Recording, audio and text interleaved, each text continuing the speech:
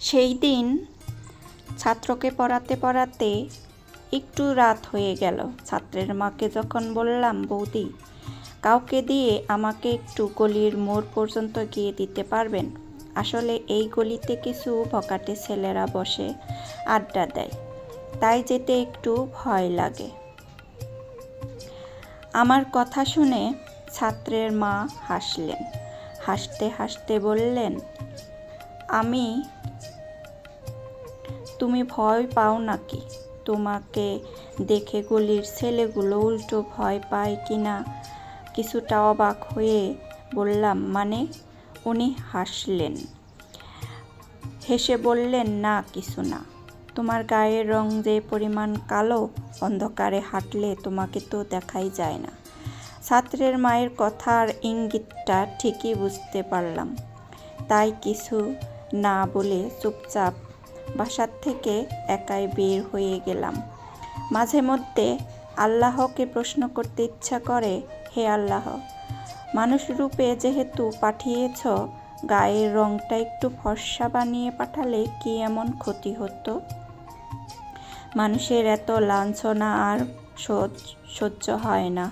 রাতে যখন খাবার খাচ্ছিলাম তখন মা কিছুটা ভয়ে ভয়ে বাবাকে বলল, কাল যে ছেলেটা দেখতে আসবে শুনেছি সেই ছেলেটা নাকি আগেও একটা বিয়ে করেছিল। বাবা খেতে খেতে কঠিন গলায় বললেন, হ্যাঁ, বিয়ে করেছিল, একটা সন্তানও আছে। জেনে শুনে এমন একটা ছেলের কাছে আমাদের মেয়ে বিয়ে দেওয়াটা কি উচিত হবে? বাবা প্লেটটা সরিয়ে মায়ের দিকে রাগি চোখে তাকিয়ে বলল, তোমার মেয়ের জন্য এমন ছেলে পছন্দ করব না তো রাজকুমার পছন্দ করব? কে তোমার এই মেয়েকে বিয়ে করতে চাইবে শুনি? মেয়ে পেটে থাকাকালীন কি কয়লা খেয়ে এমন একটা মেয়ে জন্ম দিয়েছ? একটা কথা কান খুলে শুনে রাখো, লুলা র্যাংরা কানা যেই মেয়েকে পছন্দ করবে তার সাথে মেয়েকে বিয়ে দিব। কোনো রকম দায় মুক্ত হতে পারলেই বাঁচি। বাবার কথা শুনে মায়ের চোখের জল ফেলা ছাড়া কিছুই করার ছিল না। আর নিজের চোখের জলের কথা তো বাদই দিলাম। পরের দিন পাত্রপক্ষ যখন আমাকে দেখতে আসলো তখন মা নিজ হাতে আমাকে সাজিয়ে দিচ্ছিল। বাবা, তৈরি করো। মাকে বলল, যেভাবে পারো মেকআপ টেকআপ দিয়ে মেয়েকে সাজিয়ে দাও। মেয়েকে কোনো রকম পছন্দ করলেই বাঁচি। ছেলেপক্ষ আমাকে দেখে খুব একটা পছন্দ করলো না। বাবার কাছে অনেক টাকা যৌতুক চাইল। যৌতুকের বিনিময়ে বিয়ে হবে। পাত্রপক্ষ চলে যাবার পর বাবা আমার কাছে এসে বলল, বাজারে তো বিষ পাওয়া যায় নাকি, খেয়ে মরে যেতে পারিস না? আমি কিছুটা না বলে শুধু পাথরের মতো বসে রইলাম।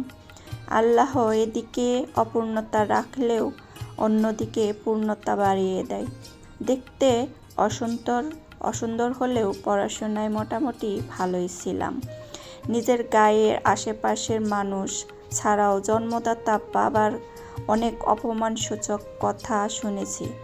নিজের চোখে মাকে নীরবে চোখের জল ফেলতে দেখেছি, নিজের চোখের জল ফেলেছি আর পড়াশোনায় মনোযোগ দিয়েছি।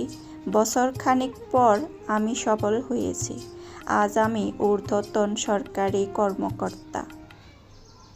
কিছুদিন আগে অফিস থেকে বাসায় ফিরে দেখি সেই ছাত্রের মা এসেছে বিয়ের প্রস্তাব নিয়ে তার ভাইয়ের সাথে।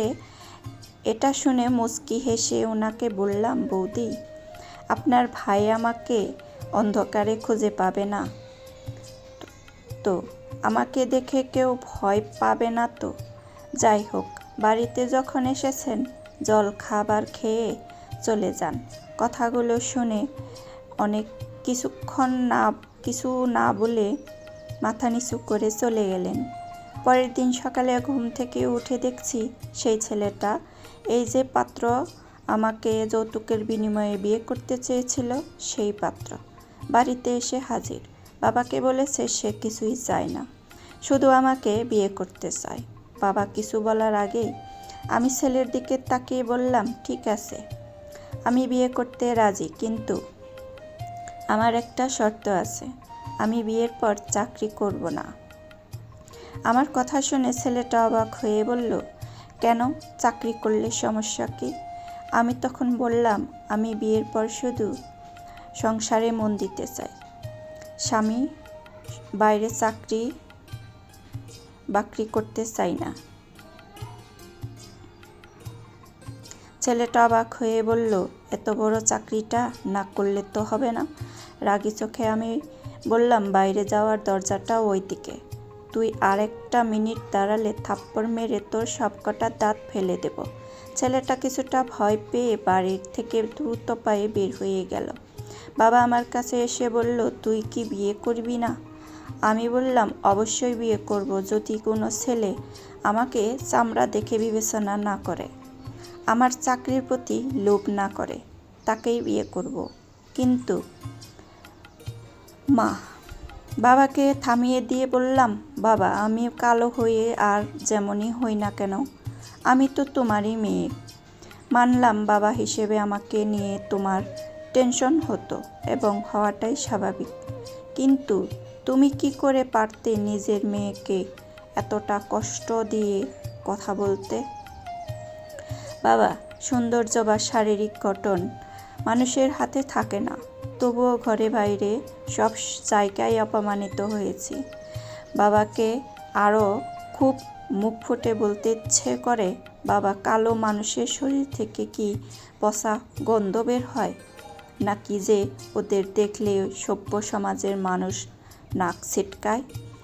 জানি না আমরা কবে মানুষ হতে পারবো। আজকে এই পর্যন্তই। ভালো থাকো সবাই। একটা লাইক দিয়ে দেখে নিও বা পড়ে নিও। আজকে এই পর্যন্তই। আল্লাহ হাফেজ। আসসালামু আলাইকুম।